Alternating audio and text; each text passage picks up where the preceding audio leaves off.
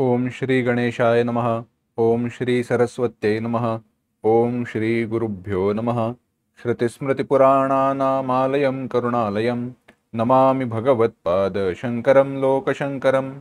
शंकरं शंकराचार्यं केशवं बादरायणं सूत्रभाष्यकृतौ वन्दे भगवन्तौ पुनः पुनः। ईश्वरो गुरुरात्मेति मूर्तिभेदविभागिने व्योमवद्व्याप्तदेहाय दक्षिणामूर्तये नमः।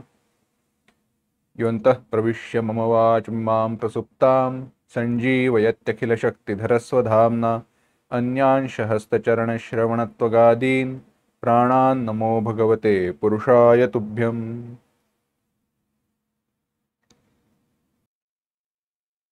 घुष्यते यस्य नगरे रङ्गयात्रा दिने दिने तमहं शिरसा वन्दे राजानं कुलशेखरम्। वन्दे मुकुन्दमरविन्ददलायताक्षं कुन्देन्दुशङ्खदशनं शिशुगोपवेशम् इन्द्रादिदेवगणवन्दितपादपीठं वृन्दावनालयमहं वसुदेवसूनुम्।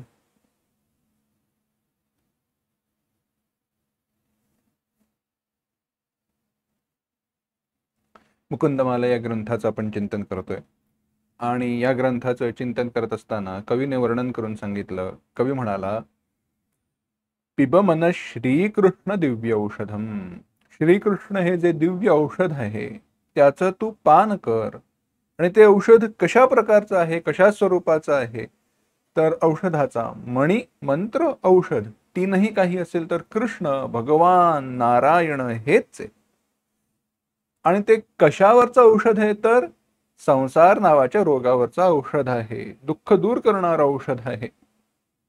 अशा प्रकारे सर्व वर्णन करून सांगितल्यानंतर त्याचं श्रेष्ठत्व सांगितल्यानंतर कशाचं, भगवंत नामाचं, भगवंत स्वरूपाचं आणि भगवंतांचं तीनही प्रकारे श्रेष्ठ सांगितल्यानंतर, श्रेष्ठत्व सांगितल्यानंतर भगवंताची भक्ती नसेल,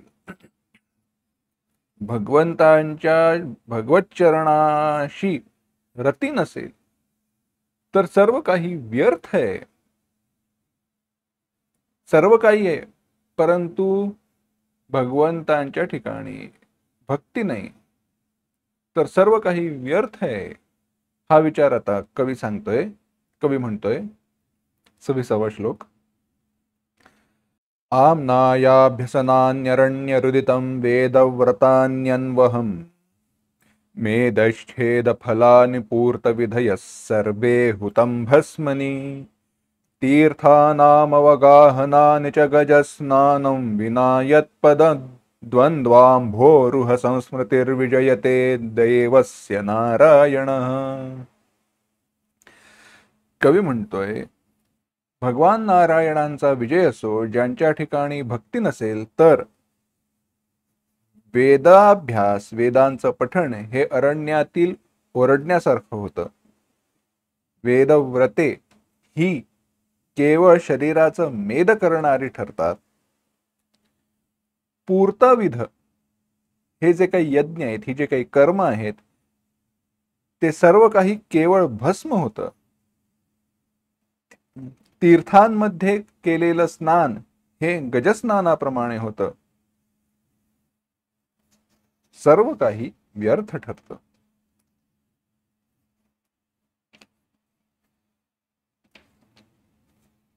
सर्व संतांनी, भक्तांनी एकच उपदेश केलाय.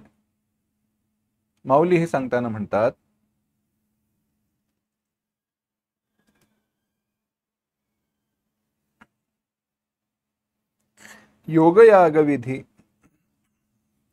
योगयागविधी येणे नोहे सिद्धी वायाची उपाधी दंभ धर्म भावे विण देव नकळे निस्संदेह गुरु विण अनुभव कैसा कळे. वायाची उपाधी दंभ धर्म. कवीने इथे तो मुद्दा मांडलेला आहे, त्याचा आधी संक्षेपाने विचार पाहू मग विस्तार करूया.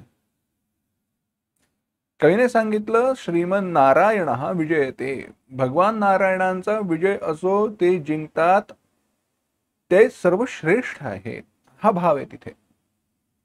परत्व, श्रेष्ठत्व कोणाच्या ठिकाणी आहे तर भगवंतांच्या ठिकाणी श्रेष्ठत्व आहे.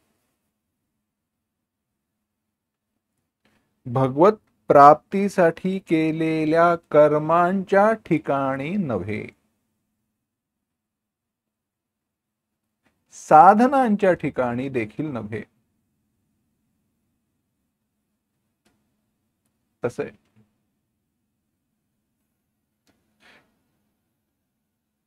म्हणून पुढे जो काही विचार सांगितला ना तो पहा. मुख्य जी काही आपल्याला साधनं म्हणून माहिती आहे किंवा कर्तव्य कर्म म्हणून माहिती आहे तसा विचार घ्या. सगळ्यात आधी म्हणाले वेदाभ्यास, वेदांचा अभ्यास करायचा तर काय आहे, आधी ते कंठस्थ करावे लागतात. संहितेचा अभ्यास करायचा, वेदांच्या संहिता दशग्रंथ जे आहे त्याचा अभ्यास करायचा तर काही नाही, भोकावं लागतं, पुन्हा पुन्हा म्हणावं लागतं, एवढं की अक्षराची काना मात्रा वेलांटी सुद्धा इकडची तिकडे होत नाही. ह्रस्व दीर्घाचे उच्चार अत्यंत अचूक असतात, स्वरांचे उच्चार अचूक असतात, सगळ्याच त्याला विचारे विस्तार. सोपं नाही. पण हे सगळं करत असताना, वेद पठण करत असताना, मंत्रांचा उद्घोष करत असताना जे करणं अत्यंत पुण्याचं आहे, महत्पुण्य देणारं आहे, अत्यंत महत्वाचं आहे, भगवंताचंच ते कार्य आहे. कारण भगवंतांनी सांगितलेला उपदेश त्याचं आपण रक्षण करतोय. हे सर्व जरी असलं तरी त्याचं मुख्य प्रयोजन ही भगवंतांच्या ठिकाणी अंतःकरणात भक्ती निर्माण व्हावी हे आहे.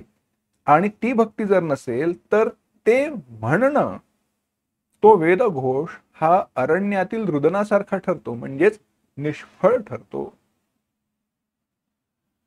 कारण तिकडे पुण्य नावाचं फळ मिळत असलं तरी भगवत भक्ती, भगवत प्राप्ती हे फळ मिळत नाही.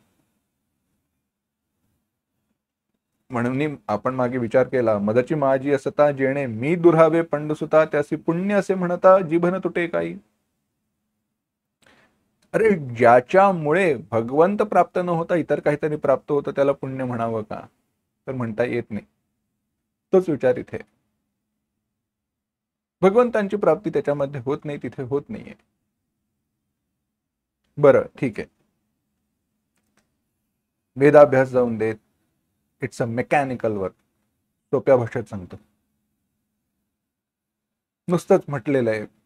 आपण अर्थाकडे लक्ष न देता बऱ्याच गोष्टी म्हणतो, बरेच श्लोक म्हटले जातात, पाठ केले जातात, असो.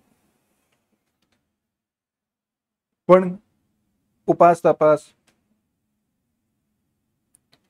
वेदव्रताने आपण करतो ते उपास म्हणजे आपल्या सोयीने केलेले उपास आहेत.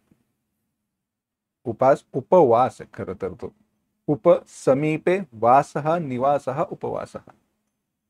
त्याची व्युत्पत्ती, त्याचा विचार करायचा झाला तर तो स्वतंत्र विषय. असो,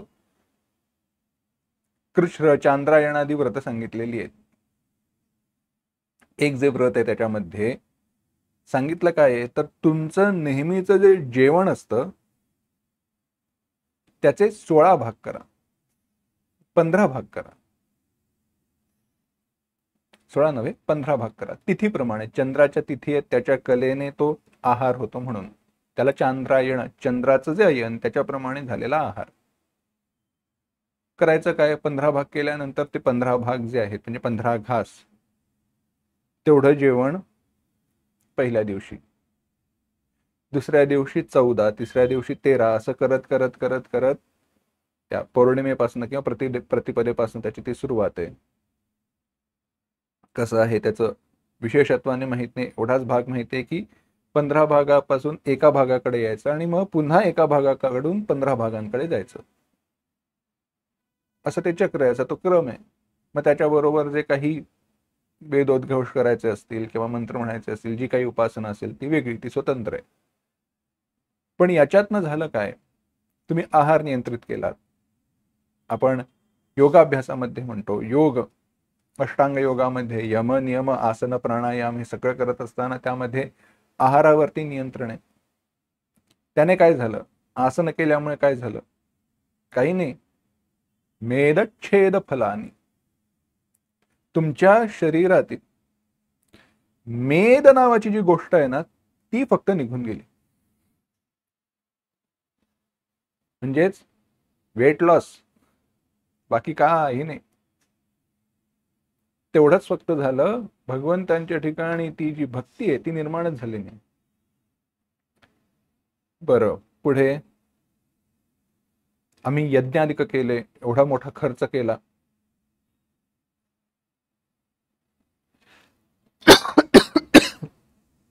सोपं नाहीये ते जीवन. पंचयज्ञ सांगितलेत काय काय करावं, बऱ्याच गोष्टी सांगितल्यात.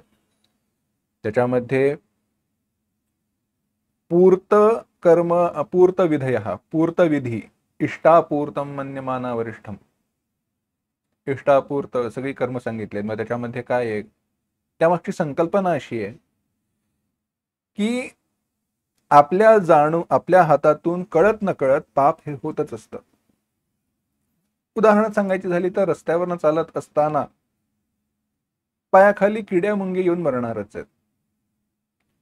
ते तुम्ही थांबवू शकत नाही, थोपवू शकत नाही, आपण काय हवेतनं चालू शकत नाही, आणि येतं म्हणून चालूही नाही. त्या सिद्धीच्या मागे जाऊ नये. पूर्वीच्या काळी पाटावरवंट्यावरती वाटत असत, कांडत असत.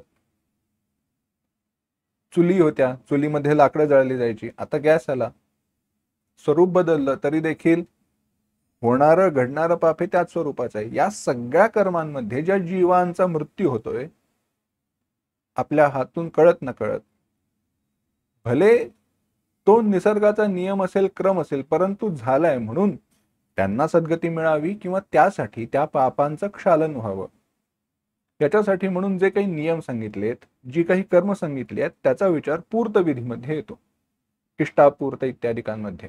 मग त्याच्यामध्ये कर्म काय काय सांगितली आहेत तर पंचयज्ञ सांगितलेत, तळी बांधणं, म्हणजे त्या तलावांना घाट बांधणं, नदीला घाट बांधणं, विहिरी बांधणं, अन्नछत्र चालवणं, असे बरेच प्रकार सांगितलेले आहेत. दान देणं. त्याच्याच बरोबर यज्ञांमध्ये विचार सांगितलाय, तो सांगत असताना गाईला अन्न देणं असेल, वेगवेगळे प्रकार आहेत. तसेच यज्ञ म्हणजे ज्याच्यामध्ये आहुती दिली जाते ते यज्ञ देखील आहेत. त्या यज्ञांमध्ये दिल्या गेलेल्या ज्या आहुती आहेत त्याचं काय झालं, त्याचं केवळ भस्म झालं. का? कारण त्या निष्फळ ठरल्या, पुन्हा तेच भगवंतांच्या ठिकाणी भक्ती नाही म्हणून.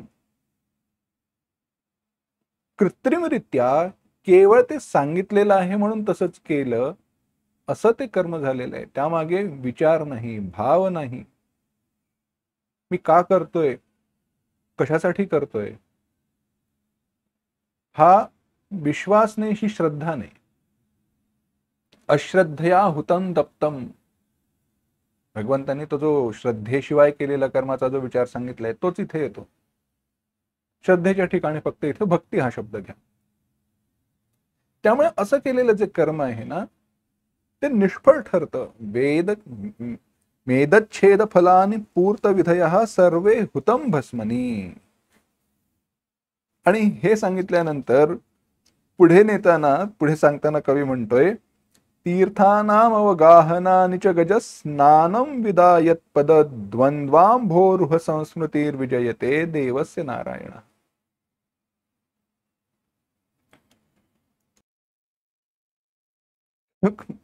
कवी म्हणतोय तीर्थानाम अवगाहनानि च, आणि तीर्थांमध्ये जाऊन गेलेलं स्नान आहे ना ते गजस्नानासारखं आहे.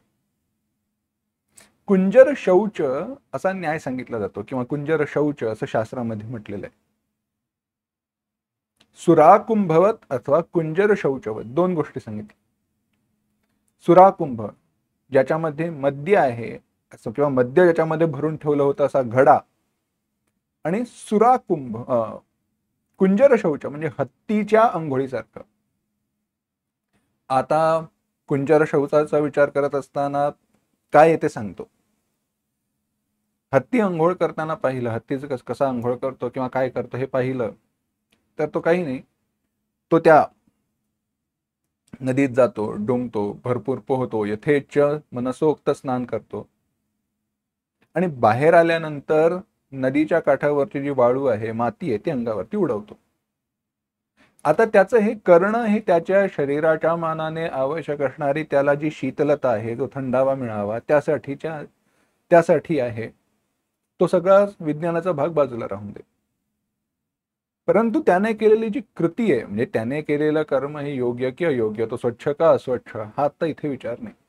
परंतु त्याने केलेली जी कृती आहे, त्या कृतीचा विचार केला तर स्नान केल्यानंतर पुन्हा स्वतःला मलिन करून घेणं, म्हणजेच शुद्ध झाल्यानंतर पुन्हा स्वतःला मलिन करून घेणं, मग शुद्ध करण्याचा प्रयोग काय, प्रयोजन काय, हा विचार येतो ना.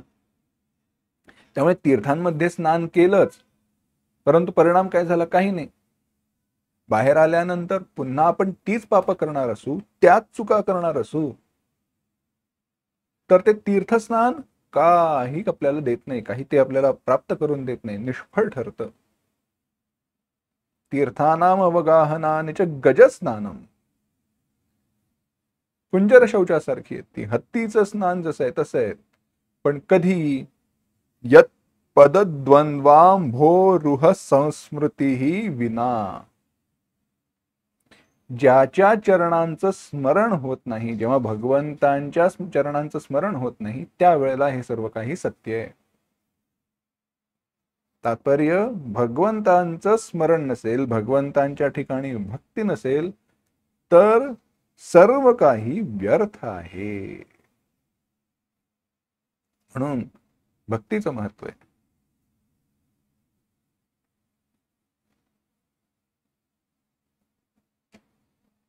आता हे सांगितल्यानंतर आपल्या दुःखाचं कारण काय, तो सगळा विचार, नवीन विचार कवी आपल्या समोर मांडणार आहे.